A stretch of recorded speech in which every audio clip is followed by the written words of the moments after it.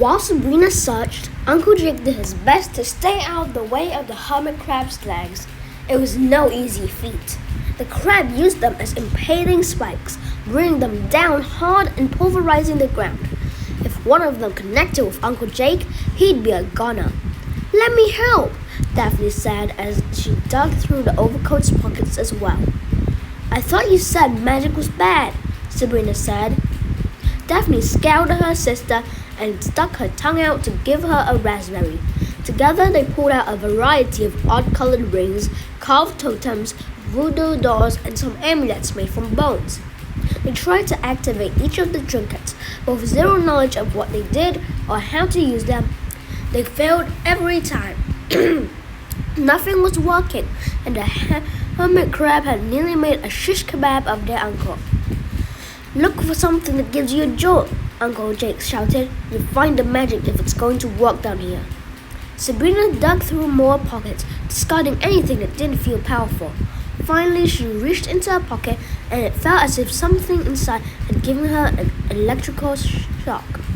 "What are these?" Sabrina asked, yanking out a pair of slippers. "The shoes of swiftness," Uncle Jake shouted. "Put them on." Sabrina eyed the slippers closely. What did they do? Uncle Jake was too busy with the crab to answer. So Sabrina kicked off her shoes and pulled on the slippers. She immediately felt energy, much like the wand of Merlin gave her. It was incredible and powerful. Just then, Uncle Jake cried out in pain. Sabrina spun around and found him up against a wall with nowhere to run, and a crab raising a deadly spike to skewer him. There was no escape for him. "No!" Sabrina said, instinctively running to his side, and as she did, something marvelous happened. Her feet moved so fast she was able to snatch her uncle out of the way of certain death. In a flash, she and her uncle were standing next to a dumbfounded Daphne. "Okay, that was cool," Daphne admitted. "I've got an idea," Sabrina said, staring up at the hole. "Grab onto my arms and hold on tight." Daphne slipped her hand into her sister's. Uncle Jake, he reached down, grabbed his overcoat, and then slipped his free hand into Sabrina's. The cruel crustacean charged at them, but in the blink of an eye they were gone. Sabrina's legs became a blur, and in no time the trio were propelled upward as if they were attached to a powerboat motor. They rocketed to freedom through the hole, shocking the merman guards. Sabrina spotted the vocal blade still in the chubby hands of the mermaid princess and darted in her direction. As they passed her, Uncle Jake snatched it away. "Thanks, beautiful," he quipped. The little mermaid screamed with rage, and a gurgling alarm was sounded. A second later, Sabrina watched as the massive doors to the chamber began to close. "They're trying to trap us inside," Uncle Jake warned. "Hang on," Sabrina cried, and started kicking, this time aiming for the narrowing gap between the doors. Again, the group rocketed forward, just slipping through before the doors crushed them to death. They streaked across the main hall and out through the gate and into the busy streets. Kicking as hard as she could, Sabrina propelled the family down the road, sending mermen and mermaids leaping out of their path. Once they were safely away from the palace, Sabrina angled toward the surface. "Any idea where the boat is?" she said. "Over there," Daphne said, pointing to the bright orange anchor they had tossed over the side. "I recommend we get there as fast as we can," Uncle Jake said, pointing below. Sabrina looked down and saw an army of angry merman guards swimming toward them. Following on their heels was the enormous hermit crab. Sabrina kicked faster toward the surface. Unfortunately, she misjudged the power of her feet, and the group exploded out of the water, flying 15 feet into the air. A moment later, it came crashing back down into the river. Uncle Jake was the first to struggle to the surface again. He pushed Daphne and Sabrina over to the boat, and they all climbed in. Uncle Jake snatched up the oars and rowed fiercely, but they'd forgotten to pull up the anchor and held them in place. "I can't breathe!" Daphne cried suddenly. Uncle Jake dropped the oars and yanked the sticky starfish off the little girl's head with a slurp. Daphne gasped at first, but soon she was breathing fine and helped Sabrina pull off her own starfish. Uncle Jake shoved his into his overcoat. "Might come in handy someday," he said, as he began to pull up the heavy anchor.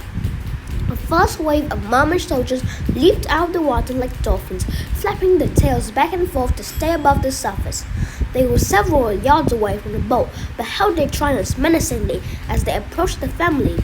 A second wave of soldiers appeared behind them, followed by the rising shell of a giant hermit crab. It opened its ugly mouth, and a high-pitched scream erupted from its throat. When the first trident struck the side of the boat, Sabrina knew they had to do something and fast. She leaped to her feet, snatched the length of the anchor rope, and moved to the back of the little boat. "What are you doing?" Uncle Jake said as he finally dragged the anchor out of the water. "I have absolutely no idea," Sabrina said, and she took off toward the front of the boat and leaped onto the water. Her legs were going a mile a minute, so fast Sabrina couldn't even see her own feet. Each step was so quick she found she could run on top of the water as if it were pavement. She raced across the surface of the Hudson River toward the shore. With the rope in her hand, she dragged the boat behind her, leaving a powerful wake that built up strength and slammed into the Merman army like a tidal wave.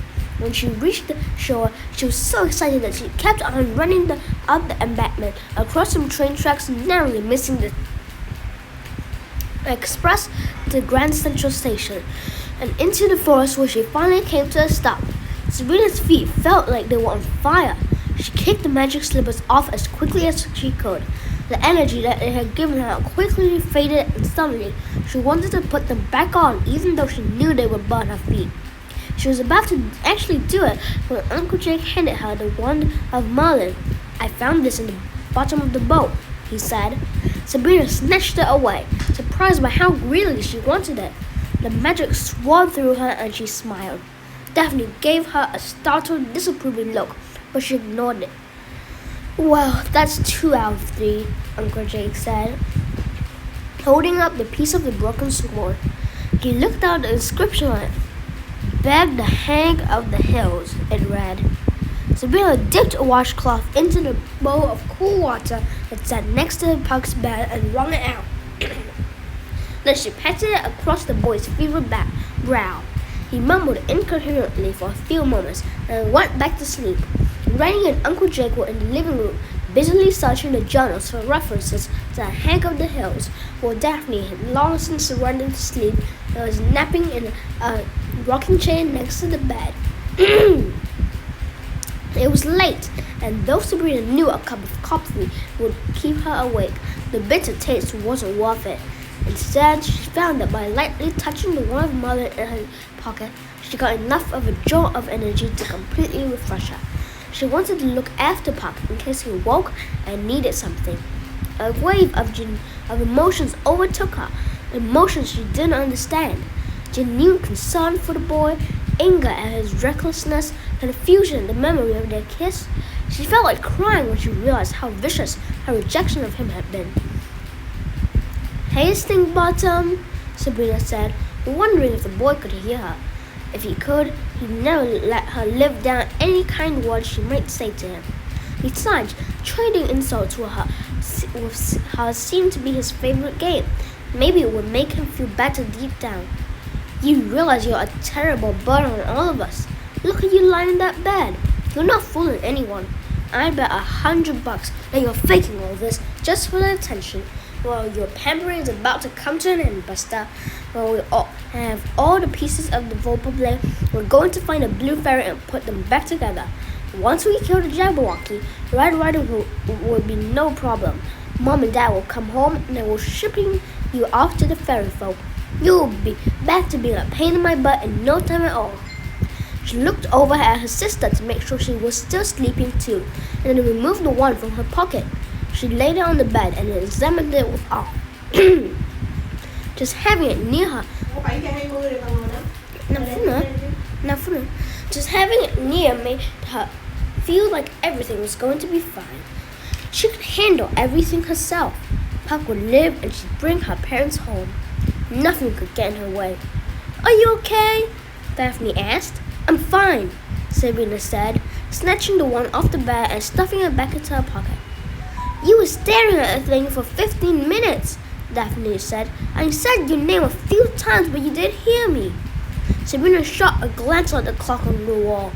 Her sister was right. I have a lot on my mind. I want you to give that thing to Granny, Daphne insisted. It belongs in the mirror where it will be safe.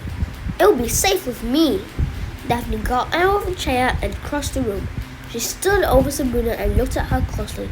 But are you going to be safe from it? You're being silly. No, I'm not, the little girl said a bit too loudly. I saw your face when you used the wand. It was the same face you had when you used the shoes. What face is that? You look like you wanted to hurt someone, Daphne said. No, what I look like is someone who isn't afraid anymore, Sabrina said. Daphne, aren't you sick to death of running all the time? The first thing I learned in Miss White's self-defense class is that there are things about you that you stand and fight, and there are things that you run from. A smart warrior knows the difference. You used to know the difference. You know, when I woke up in the hospital, you claimed that I didn't include you in things anymore, Sabrina complained. Did you ever think that the reason is because everything I do is wrong in your eyes? We're still a team, Daphne said. And you are still wrong. You're getting and what's that word Granny said earlier? Addicted? Yes, addicted. Whatever. Don't you whatever me. They sat in silence and eventually Daphne got up from her chair. I'm going to bed. Fine, Sabrina said, still angry at her sister's accusation. Be careful, Sabrina, Daphne whispered, and she stepped out of the room. A loud, raspy breath woke Sabrina from her sleep. The room was dark, and a girlish giggle sent Sabrina dashing to the light switch. She flipped it on and realized at once that she wasn't in her grandmother's room anymore. She was in her own bed, and standing by it was a Jabberwocky and Red Riding Hood. Sabrina reached into the pocket and took out the wand of Merlin. She aimed it at the monster and thought about big bolts of lightning rocking the sky. How did you get in here? She asked. The little girl laughed. Silly. Where are my parents? Sabrina demanded, eyeing Daphne. She was sound asleep and snoring heavily. Daphne could sleep through a wall. They're safe. I've got my grandmother now, and my doggie. You lie. The little girl giggled. Granny, Sabrina shouted, but the old woman didn't reply. Mr. Canis. There was no sound. All I need is one more member of my family before we can play house. I need a little sister, Red Riding Hood said. Sabrina gasped, and the Jabberwocky took a step toward Daphne's slumbering body. No! Sabrina cried, and a flash of light exploded through the window. It hit the Jabberwocky in the back and knocked it to its knees. Stop! Red Riding Hood cried. You'll kill my kitty! Sabrina didn't care. She scampered out of bed as another bolt hit the downed beast. It screeched in pain. Dozens more blasts lit up the room. The Jabberwocky cried out as each one flooded with white hot light. To Sabrina, the cry sounded like pleas for mercy, but she wouldn't listen. She wanted this thing dead, and soon she got her wish. The monster slumped to the ground, gasped, and was still. Red Riding Hood rushed to the Jabberwocky's body and cried in despair. You killed her! Sabrina smiled in triumph. She walked over to get a better view, but was surprised to find the monster was no longer there. Its massive, smoldering carcass had been replaced with the body of a young girl with blonde hair. Stunned, Sabrina dropped to her knees to see the girl's face. She brushed away the hair and gasped. It's me! Sabrina turned to the mirror in her room and nearly screamed when she saw her reflection. Her legs were gone, replaced with hulking, clawed feet. She looked down at them and that seems to be the end of this video. I'll send more later. Actually, no. I think this is going to be the last video for today. Goodbye.